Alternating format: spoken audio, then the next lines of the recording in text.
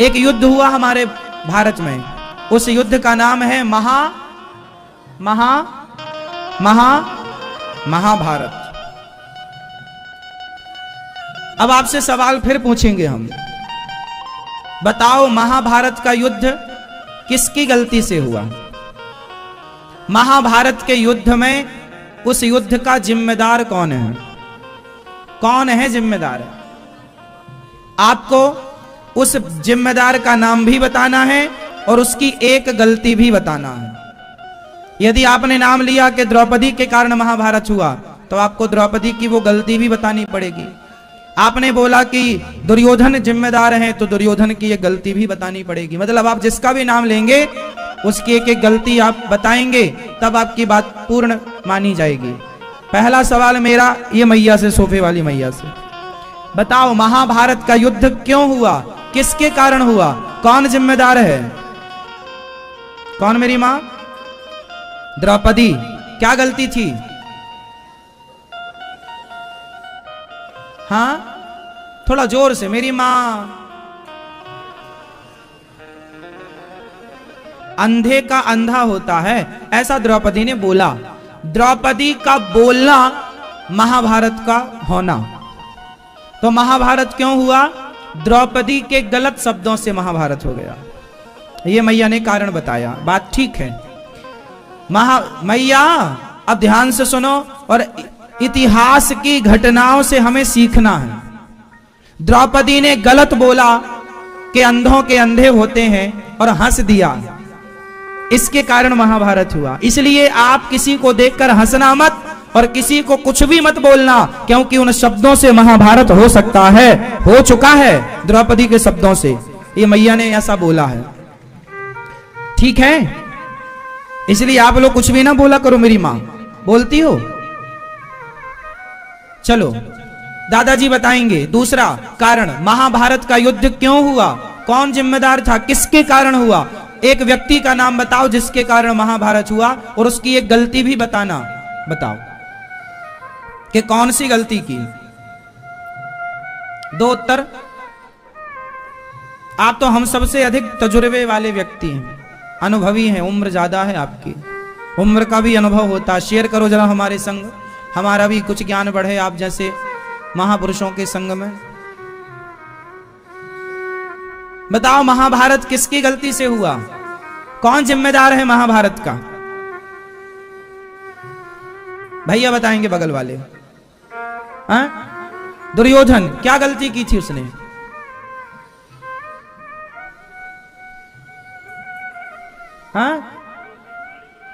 हाँ, द्रौपदी का वस्त्राहरण कराया, चीरहरण कराया, यह दुर्योधन की गलती थी। इसलिए दुर्योधन ने एक नारी का भरी सभा में अपमान किया। बोलो हाँ या ना, जोर से। तो याद रखना मेरे भाइयों, नौजवान दोस्तों, आप कभी भी किसी नारी का अपमान करेंगे तो महाभारत होगा। इसलिए नारी निंदा ना करो। नारी नर की खान, नारी ने पैदा किए राम कृष्ण हनुमान। नारी का आदर करो, सम्मान करो, अपमान नहीं। अपमान करोगे तो महाभारत तक पहुंचोगे और महाभारत का परिणाम है सर्वनाश। महाभारत क्यों हुआ, किसकी गलती से हुआ? तीसरा कारण बताएंगे। ये पीछे दादाजी सोफे पे बैठे हैं, बताओ तीसरा कारण, तीसरी गलती, तीसरे व्यक्ति का नाम। और सब लोग अपना अपना सोच के रखना अंदर, किसी से भी पूछ सकता हूं। अगला नंबर वो भैया का है, वो गले में दुपट्टा डाले हैं यूं गोल गोल, आपका। चौथा आपका रहेगा, सोच के रखना, पड़ोसन से पूछ सकते हैं आप।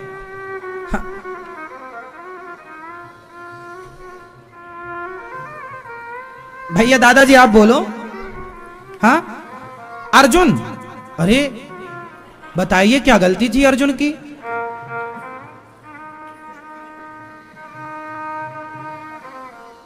बताओ जल्दी। महाभारत किसके कारण हुआ? आपने बताया अर्जुन के कारण। क्या गलती क्या थी अर्जुन की?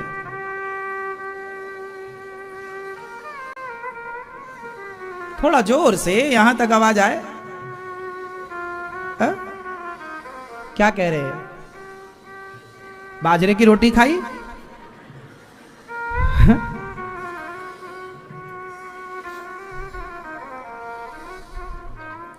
इनका तो जो नाम लिया वही नाम, अर्जुन नहीं जिम्मेदार है। देखो, इनकी बात में एक पॉइंट है, और वो पॉइंट ये है कि कुछ लोग ऐसे होते हैं कि जो गलत ना हो उसे भी गलत बताते हैं।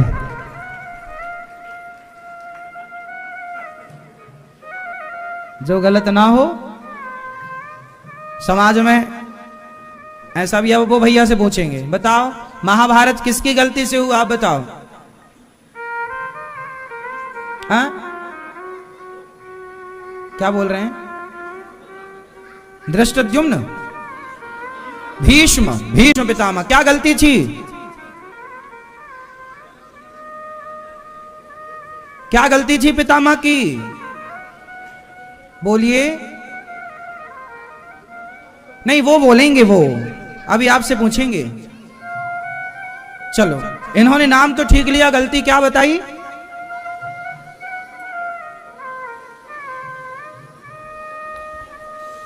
पितामह की गलती यह थी कि वो सामर्थ्यवान होते हुए भी जब द्रौपदी की साड़ी खिंच रही थी तो वो चुप रहे।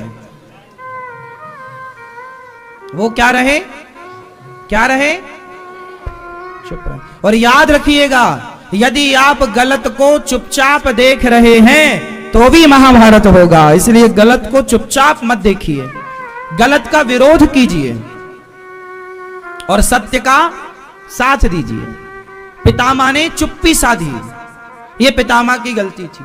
पितामह की दूसरी गलती थी कि पितामह ने प्रतिज्ञा ले ली कि मैं इस हस्तिनापुर के सिंहासन पर बैठे हुए राजा का सदा उसकी रक्षा करूंगा, इस सिंहासन पर बैठे राजा की सदा कवच बनकर रक्षा करूंगा। ये प्रतिज्ञा कर ली पितामह ने। अरे कोई गलत बैठेगा तो क्या आप उसकी भी रक्षा करोगे?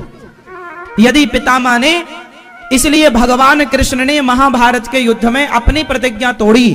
पितामह से बोला कि आपने सही वक्त पर अपनी प्रतिज्ञा तोड़ी होती और इस गद्दी पर बैठे धृतराष्ट्र को आपने सबक सिखा दिया होता तो यह महाभारत ना होता। तो महाभारत क्यों हुआ? गलती किसकी थी? उसमें से एक गलती थी भीष्म पितामह की, और गलती यह थी कि द्रौपदी की साड़ी जब खिंच रही थी तब 2 थप्पड़ दुशासन को मार दिया होता तो महाभारत ना होता। कोई भी क्यों ना हो, गलत करे और आप बड़े हैं और आपको अधिकार है तो आप उस अधिकार का प्रयोग करें और उसे दंडित करें यदि वो आपके दंड के योग्य है तो। अब ये चश्मा वाले दादाजी बताएंगे कि आगे और कौन जिम्मेदार था इस महाभारत के युद्ध में। पीछे वाले दादाजी सोफे पे बैठे हैं, बताइए वो कौन था जिनके कारण महाभारत हुआ? उस पात्र का नाम बताइए, बोलिए। कोई एक नाम बताइए। गलत भी नाम बताएंगे तो नंबर नहीं कटेंगे।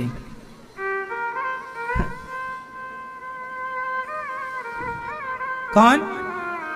धृतराष्ट्र, सही है। गलती बताइए। हाँ, महाभारत क्यों हुआ इसका एक कारण धृतराष्ट्र भी है, और वो गलती क्या की? पुत्र मोह। धृतराष्ट्र की सबसे बड़ी गलती है, अच्छा धृतराष्ट्र की सबसे बड़ी गलती है पुत्र मोह, और इससे भी एक बड़ी गलती है, और वो गलती है सही बंटवारा ना करना। सोचिए कि महाभारत का युद्ध क्यों हुआ? ये अधिकार की लड़ाई थी, प्रॉपर्टी की लड़ाई थी। भगवान कृष्ण गए थे पांडवों को रहने को 5 गांव दे दो। क्या बोला भगवान ने? 5 गांव दे दो। भगवान श्री कृष्ण चाहते तो उसी समय युद्ध का शंखनाद कर देते। अच्छा, पांडव राजा कहां के थे? इंद्रप्रस्थ के। और धृतराष्ट्र राजा कहां के थे? हस्तिनापुर। हस्तिनापुर मतलब वर्तमान की मेरठ, और इंद्रप्रस्थ मतलब वर्तमान की दिल्ली। पांडव दिल्ली के राजा थे, उनको बंटवारे में दिल्ली दे दी गई थी, बंजर भूमि दी गई थी धृतराष्ट्र के द्वारा, पर पांडवों ने संतोष किया और उसे उपजाऊ बनाकर खूब बढ़िया वहां पे महल बनवाए। उस महल को देखकर दुर्योधन की आंखें चकाचौंध खा गईं और उस समय उसने सोचा कि मैं पांडवों का धन भी हड़प लूं। उस हड़पने के चक्कर में उसने जुआ का षड्यंत्र रचा और जुए में पांडवों की सारी संपत्ति जीत ली और बोल दिया कि यदि तुम 12 साल का वनवास और 1 वर्ष का अज्ञातवास पूरा करके आओगे तो तुम्हारा जीता हुआ राज्य वापस दे दिया जाएगा। ऐसा धृतराष्ट्र ने घोषणा की। ऐसी घोषणा किसने की? धृतराष्ट्र ने कि यदि तुम 12 साल का वनवास और 1 वर्ष का अज्ञातवास पूरा करोगे तो तुम्हें पूरा तुम्हारा स्थान दे दिया जाएगा। अब लो,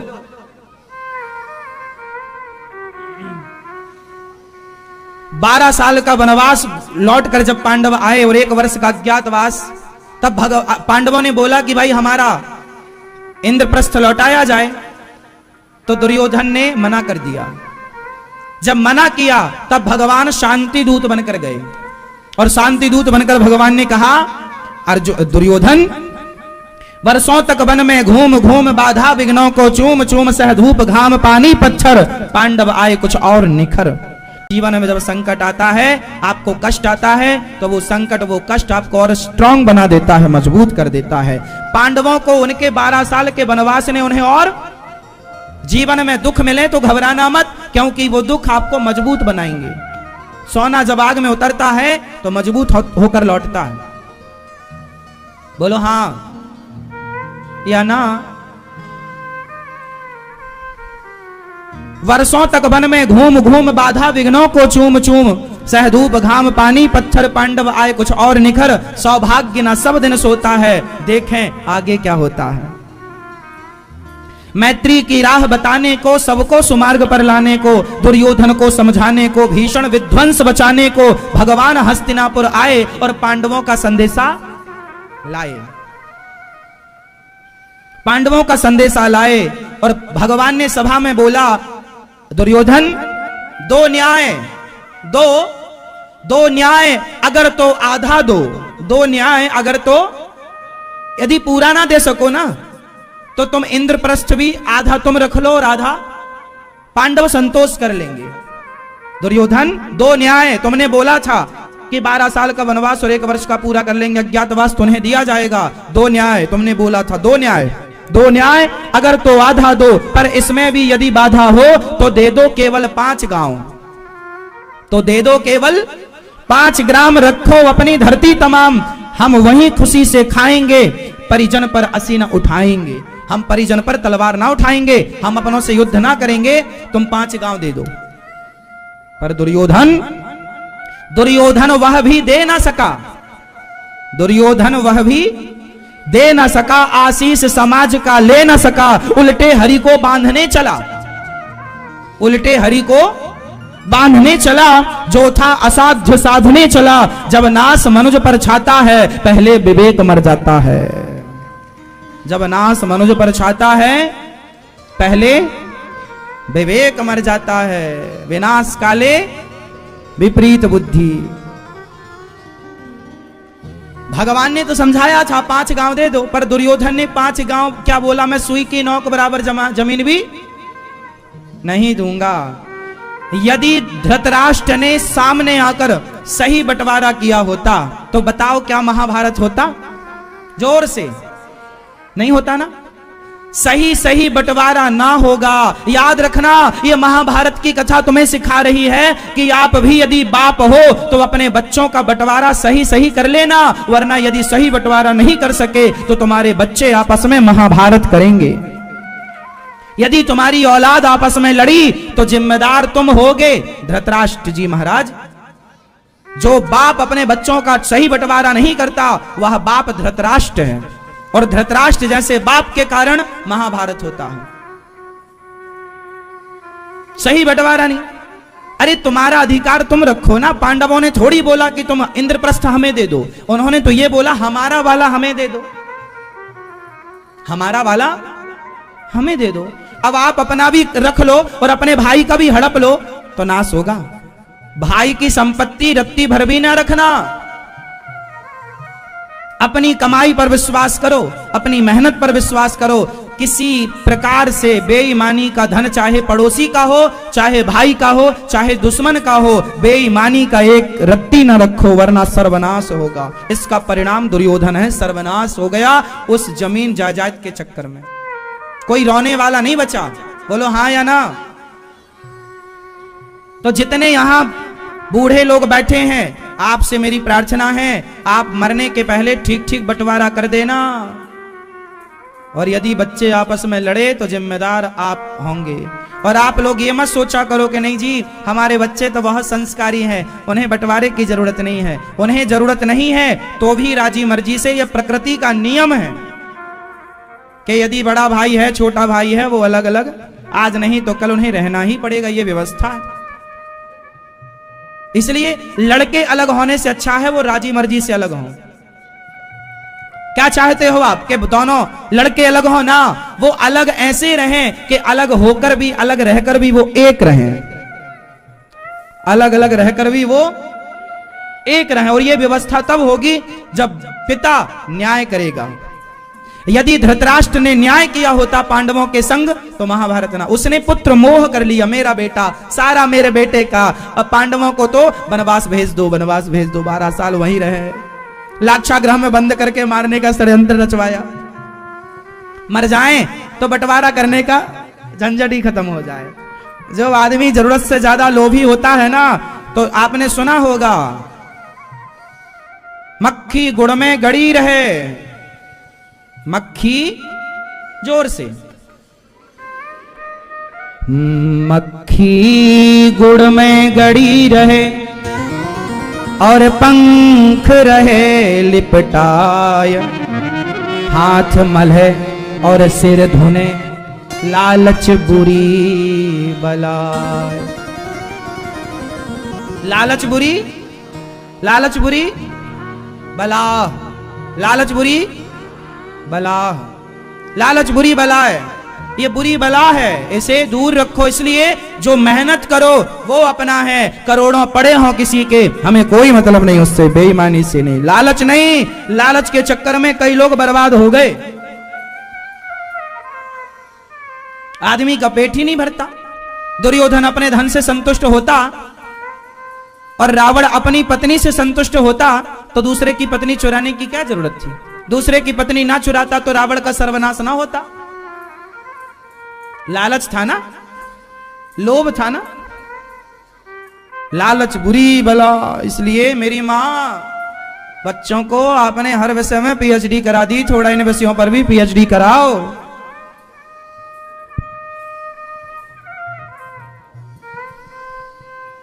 जरूरत से ज्यादा लोभ ना हानिकारक है मेरी मां। इसलिए कहते हैं गौ धन, गज धन, बाज धन और रतन धन खान, जब आवे संतोष धन, सब धन धूरी समान। सबसे बड़ा धन है, सबसे बड़ा धन है, सबसे बड़ा धन संतोष। हमें ज्यादा नहीं चाहिए, जो है विधाता ने दिया, हम तो धन्यवाद करते हैं।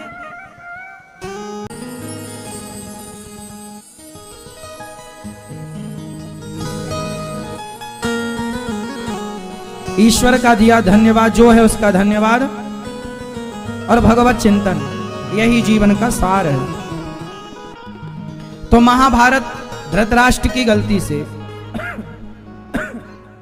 धृतराष्ट्र महाभारत क्यों हुआ, इस क्यों के बहुत सारे उत्तर हैं। हम आपको उत्तर इसी का देते रहें तो 3 घंटे बीत जाएं, 3 घंटे क्या 4 दिन बीत जाएं। यदि महाभारत पर ही हम डिस्कस करने लग जाएं एक एक पॉइंट पर तो कई दिन लग जाएंगे आपको समझाने में। आगे बहुत सारे पात्र हैं जिनके कारण महाभारत हुआ। उसमें एक कारण गांधारी भी है, एक कारण कर्ण भी है, एक कारण शकुनी भी है, एक कारण दुर्योधन का भाई दुशासन भी है, एक कारण गुरु द्रोणाचार्य भी हैं। सबके कारण भी हैं, सबके नाम मैंने बताया, सबकी गलतियां भी हैं, पर गलतियां ही बता दूं तो काम नहीं बनेगा, आपको समझाना पड़ेगा उसको विस्तार से, उसमें समय बहुत लगेगा। हम तो केवल आपको जितना बता चुके, बता दिए, इतना भी कम नहीं है। और इतिहास से हमें सीखना है। क्या करना है? सीखना। महाभारत ना हो इसके लिए महाभारत हुआ है। महाभारत आप लोगों के घर में ना हो इसलिए महाभारत हुआ है कुरुक्षेत्र में, कि इस महाभारत को देख लो, इससे सीख लो और दोबारा से कोई गलतियां ना करो कि ये महाभारत की स्थिति उत्पन्न हो जाए। महाभारत सबको पढ़ना चाहिए, सबको समझना चाहिए और ऐसी कोई गलती ना करो कि महाभारत की स्थिति खड़ी हो, क्योंकि महाभारत की कथा हम सबकी कथा है, हमारे जीवन से जुड़ी हुई घटनाएं हैं उसमें। जब आप महाभारत को सुनेंगे तो आपको लगेगा अरे ये तो हमारे जीवन से जुड़ी घटना है। इसलिए महाभारत ना हो, ना भाई भाई का महाभारत हो, ना पिता पुत्र का महाभारत हो, ना अड़ोसी पड़ोसी का महाभारत हो। उसके लिए हमें क्या चाहिए? संतोष। ईमानदारी से अपनी कमाई कमाओ, अपनी कमाई को सुरक्षित रखो।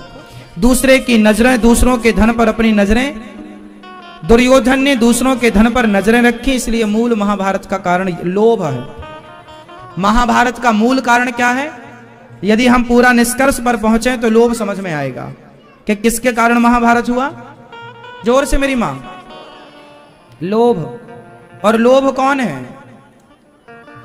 पाप के बाप का नाम बताओ। भैया बताएंगे चश्मा लगाए। पाप के फादर कौन है? पाप का बाप भैया बताओ। लोभ। कौन है? पाप का बाप। इस संसार में प्रत्येक पाप लोभ से शुरू होता है। यदि आपके अंदर लोभ नहीं है तो आप कोई पाप करेंगे ही नहीं। पाप यदि आप कर रहे हैं तो लोभ है, इसलिए आप कर रहे हैं। आप झूठ बोल रहे हैं तो झूठ बोलना भी पाप है, और ये पाप भी आप लोभ के कारण ही कर रहे हैं। आपको लोभ ना हो तो आप झूठ भी क्यों बोले? आप झूठ भी लोभ के कारण ही तो बोलते हैं, वरना आपको झूठ बोलने की क्या जरूरत है? हाँ या ना? तो मूल है लोभ। इसलिए लोभ को क्या दी गई उपमा? नरक के द्वार की। काम क्रोध मद लोभ सब नाथ नरक के पंथ। 4 दरवाजे बताए नरक के। दरवाजे नरक के कितने होते हैं मेरी मां? मैया, ओ मेरी प्यारी मैया, नरक के कितने दरवाजे होते हैं? जोर से। कौन कौन से? काम। काम। काम मतलब रावण काम के चक्कर में फंस गया, पराई स्त्री। काम विषय वासना। काम। क्रोध। क्रोध मतलब गुस्सा, आपका गुस्सा नाक में रखा रहता है। ये सब नरक के दरवाजे हैं। काम, क्रोध, लोभ, काम, क्रोध, मद। मद मीन्स एटीट्यूड, अभिमान। अभिमान भी नरक का द्वार है। और लोभ। 4 नरक के। इन चारों से बच पाओ तो कल्याण है, नहीं बच पाओ तो नरक तो ले जाएंगे आपको ये चारों लोग। या तो आपको काम नरक पहुंचाएगा, या तो आपको क्रोध नरक पहुंचाएगा, या तो आपको आपका ईगो नरक पहुंचाएगा, या तो आपका लोभ आपको नरक पहुंचाएगा। 4 हैं, 5वां कुछ है ही नहीं। 4 के भीतर ही है पर सब कुछ। इसलिए इनसे बचो, और यही समाधान है कि इन चीजों से दूरियां बनाए रखो। विवेक ना जाने दो। जब नाश मनुज पर छाता है पहले विवेक मर जाता है। विवेक ना मरे। और विवेक कहां से स्ट्रांग होता है? बिनु सत्संग विवेक ना होई। सत्संग करेंगे तो विवेक मजबूत होगा, और विवेक मजबूत होगा तो आप ना काम के अधीन, ना क्रोध के अधीन, ना लोभ के अधीन, ना किसी बुराई के अधीन। अभिमान तो छुएगा नहीं आपको यदि आप विवेकी हैं तो। चलो, महाभारत का युद्ध हुआ। 99 कौरव मारे गए। दुर्योधन की जंघा भीम भैया ने तोड़ी और 5 पांडवों की जीत हुई, भगवान की जीत हुई। भगवान ने पांडवों को जिताया और 100 की 100 कौरव में 99 मर गए। दुर्योधन मृत्यु की सैया पर है। अधर्म से मृत्यु हुई दुर्योधन की। जंघा पर गदा का प्रहार हुआ। जबकि युद्ध का नियम था कि जंघा पर गदा नहीं मारना है। बलराम जी ने आके बाद में भीम भैया को डांटा भी कि अब मैं तेरे से युद्ध करूंगा। तब भगवान कृष्ण ने रोका, ना भैया ये क्या कर रहे हो आप जाओ तीर्थ यात्रा पर। बोले नहीं, भीम ने गलत किया है, दुर्योधन की जंघा पर बाण धन ये मारा है गदा, जबकि गदा का नियम है कि आप सिर पर गदा नहीं मार सकते और जांघों पर गदा नहीं मार सकते, और इसने मारा। तब भगवान कृष्ण ने बलराम जी को समझाया, बलराम भैया आप क्या कह रहे हैं? आप कह रहे हैं कि भीम ने अधर्म किया? हाँ हाँ, भीम ने अधर्म किया, इसने युद्ध का नियम तोड़ा है। तब भगवान कृष्ण बोले, यदि भीम ने अधर्म किया तो भरी सभा में द्रौपदी की लाज लुटवाई इसने, और इसने कहा कि द्रौपदी आजा मेरे जंघाओं पर आकर बैठ जा। तो क्या दूसरे की नारी को अपनी जंघाओं पर बिठाना भैया क्या यह धर्म था? दाऊ भैया बताइए, क्या यह धर्म था? महाभारत में छल से पांडवों का सारा धन जीत करके उन्हें 12 साल का वनवास दे देना, क्या यह धर्म था? उनकी पत्नी को जीतकर उनकी पत्नी के बाल पकड़कर सभा में घसीटना, क्या यह धर्म था? जब अधर्म दुर्योधन कर रहा था तब आप कहां थे? अब अधर्म भीम कर रहा है तो आप आकर के यहाँ तांडव कर रहे हैं, चले जाइए यहां से। जब भगवान का गुस्सा भीम भैया, भगवान का गुस्सा दाऊ भैया ने देखा, दाऊ भैया ठंडे पड़ गए। दाऊ भैया बोले, कन्हैया तुम्हें क्या हो गया? हाँ हाँ, भगवान बोले हम अधर्म के साथी नहीं हैं, धर्म के साथी हैं, पर अधर्मी को अधर्म से मार देना ही धर्म है। इसने कौन सा धर्म किया था? इसने कब कब धर्म का मुंह देखा है? सारी जिंदगी इसने अधर्म किया तो इसे भी अधर्म से मारा जाएगा। इसको कहां से धर्म की मौत मिलेगी? अधर्मी को अधर्म से मारना ही धर्म है। इसलिए इसके लिए अधर्म भी धर्म है। तुमने 10 बार अधर्म किया तो तुम्हारे लिए 1 बार अधर्म तो बनता है। क्यों जी? तुमने कब कब धर्म किया?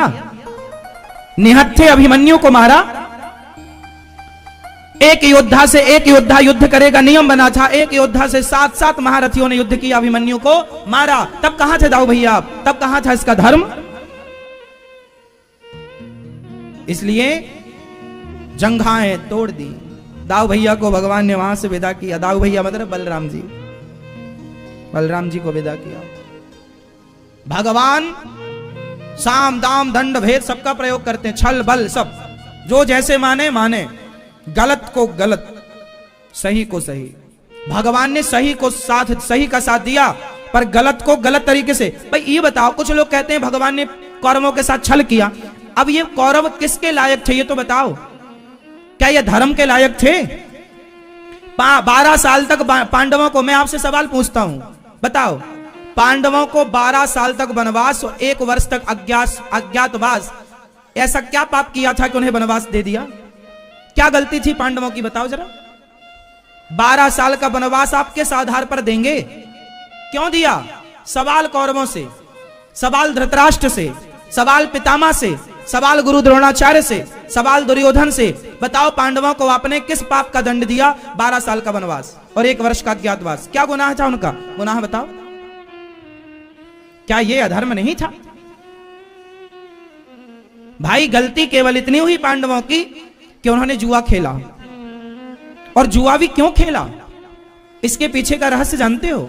धृतराष्ट्र ने बोला, अरे युधिष्ठिर, हमारे दुर्योधन की इच्छा है तुम जरा जुआ खेल लो, ऐसी टाइम पास वाला जोड़ी वाला खेल लेना। अब धर्मराज युधिष्ठिर जो थे ना, ये धृतराष्ट्र को अपना बड़ा पिता मानते थे और रिश्ते में बड़े पिता थे। तो बड़ा बाप भी तो बाप ही होता है ना साहब? क्यों जी? हम लोग अपने बड़े बाप का सम्मान बाप की तरह करते हैं या नहीं? बोलो हाँ या ना? हम लोग चाचा का भी सम्मान करते हैं और बड़े पिताजी का भी करते हैं। बोलो हाँ या ना? तो बड़े पिताजी बोल रहे हैं कि बेटा जरा जुआ खेल लो। धर्मराज जी कभी जुआ नहीं खेलते थे।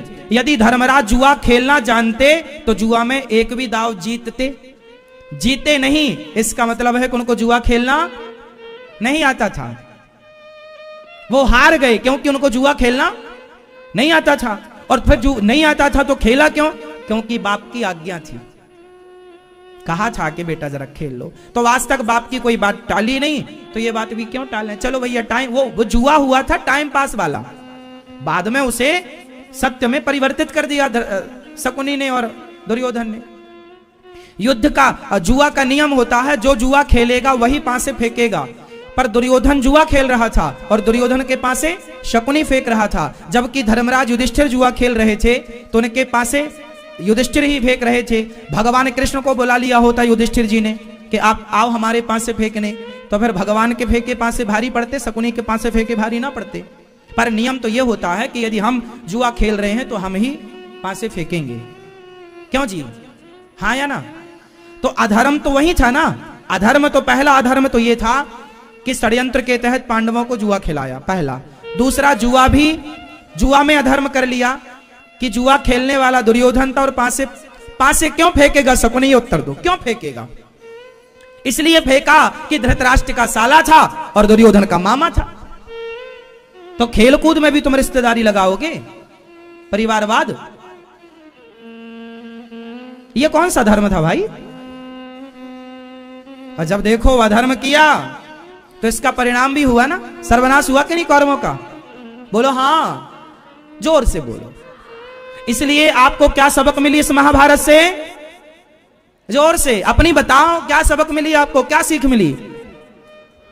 अधर्म नहीं करना, क्योंकि आपका किया गया अधर्म कोई देखे ना देखे, भाई देखे ना देखे, बाप देखे ना देखे, जमाना देखे ना देखे, भगवान देख रहे हैं। लाख आंख से देख रहा है, तुझे देखने वाला दुर्योधन का अधर्म कोई नहीं देख पाया, पर भगवान ने देखा। देर सवेर आया, परिणाम आया, सर्वनाश हुआ। वनवास में घूमने वाले पांडवों की देर सवेर जीत हुई, पर हुई क्योंकि उन्होंने धर्म नहीं छोड़ा।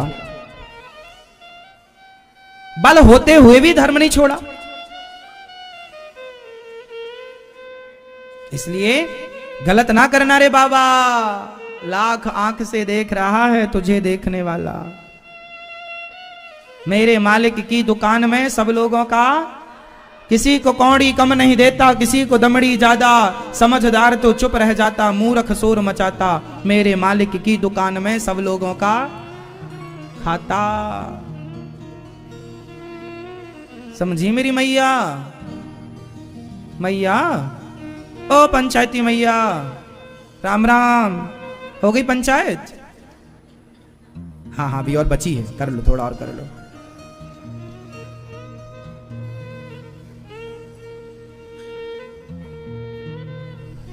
दुर्योधन मारा गया। अश्वत्थामा को सेनापति बनाया गुरु द्रोणाचार्य के बेटे को, और वो द्रौपदी के 5 बेटे जो सोए पड़े थे, उन 5 को रात्रि को सोते बच्चों को मार दिया अश्वत्थामा ने। अब बताओ ये कौन सा धर्म है कि हम सो रहे हैं और आप आए और हमारी गर्दन काट दें? ये कौन सा धर्म है भाई? युद्ध करना है ना तो सामने आओ, युद्ध की गर्जना हो, शंखनाद हो, अब युद्ध स्टार्ट हो, और फिर जो जीते वो जीते। ये थोड़ी कि हम सो रहे हो तुमने आके पीछे से तलवार से सिर काट दिया। ये कौन सा धर्म है? द्रौपदी के 5 बच्चे सो रहे थे, गुरु द्रोणाचार्य के पुत्र अश्वत्थामा ने आकर द्रौपदी के 5 बच्चों का सिर काट दिया। ऐसे तो ये अधर्मी है। अब इन अधर्मियों के संग हम कौन से धर्म का पालन करें बताओ? इन अधर्मियों के साथ। इसलिए अश्वत्थामा को भगवान ने अमरता का वरदान दे दिया। तू गलत करता है, जा। सब तो महाभारत में मर गए पर अश्वत्थामा नहीं मरा। महाभारत में सब मर गए, मतलब जो अधर्मी थे सब मर गए, लेकिन अश्वत्थामा नहीं मरा। क्यों नहीं मरा? अमर हो गया। किसने अमर किया? भगवान कृष्ण ने। क्यों किया? क्योंकि मर जाएगा तो तू मर ही जाएगा, पर तूने गलतियां जो की हैं उस गलती से मैं तुझे नहीं चाहता कि तू इतने जल्दी मरे। तो रोज जीता जी, रोज घुट घुट के मरेगा, तब तेरा हिसाब पूरा होगा। जा, तू जब तक जिएगा तब तक मरेगा। अश्वत्थामा के सिर की मणि निकाल ली, धक्के मारकर निकाल दिया। आज भी पूरे भारत का परिक्रमा लगा रहे हैं अश्वत्थामा। माछे की मणि निकालकर, उसको भयंकर दर्द है, पीड़ा है। तेरा दर्द नहीं भरेगा, घाव नहीं भरेगा, दर्द रहेगा, भूख लगेगी पर तू खा ना पाएगा, प्यास लगेगी पानी पी ना पाएगा, और तू अमर रहेगा। अब बताओ ऐसा ये अमरता काम की है? ऐसे अश्वत्थामा अमर है। ईश्वर के घर देर है साहब, बच के रहना मेरी मैया। जो तुम दिन भर निंदा चुगली में उलझी रहती हो, ये भी नोट हो रहा है ईश्वर के घर में व्यर्थ की तुम प्रपंच में उलझी रहती हो। उल्टे सीधे काम ना किया करो। सीधे साधे बढ़िया नमक रोटी खाओ, अपना गुजारा करो। हमें तो 56 भोग की भी भूख नहीं है, हम तो अपना खुश हैं। हमारे ऋषि मुनियों ने घास की पत्तियां खाई, पत्ते फल फूल खाए, वो तो रोटी भी नहीं खाई, चावल भी नहीं खाया, फल फूल जंगल के तोड़ तोड़ के खाए। क्यों? हम पेट ही तो भरना है, तो ईश्वर ने प्रकृति ने जो दिया वो ही खा लो। रोटी के लिए, रोटी के नाम पर क्यों पाप करें, क्यों तुमसे बुराई मोल लें? क्या मिल जाए? मैं आपसे बुराई मोल ले भी लूं, मैं आपके घर में चोरी कर भी लूं, मैं आपके साथ बेईमानी और भ्रष्टाचार कर भी लूं, तो कितने दिन के लिए धन्ना सेठ बनूंगा? क्या पालूंगा साहब, बताओ जरा। आप बेईमानी कर रहे हैं, जब से होश संभाले क्या पा लिया? कितने धन्ना सेठ हो गए और कितने धन्ना सेठ चले गए सब हिसाब देने के लिए। क्या पाओगे? विचार करना घर में शांति से कि ये बेईमानी करके भी तुमने क्या पा लिया। इसलिए ईमानदारी, सत्य की राह पर चलो, सत्य के साथ ही भगवान है। हिसाब देना वहां है, यहां कुछ नहीं है। ये तो एग्जाम दे रहे हैं आप लोग, यहां कुछ भी नहीं है, परिणाम बाद में आएगा। ये एग्जाम रूम है, आप समझो।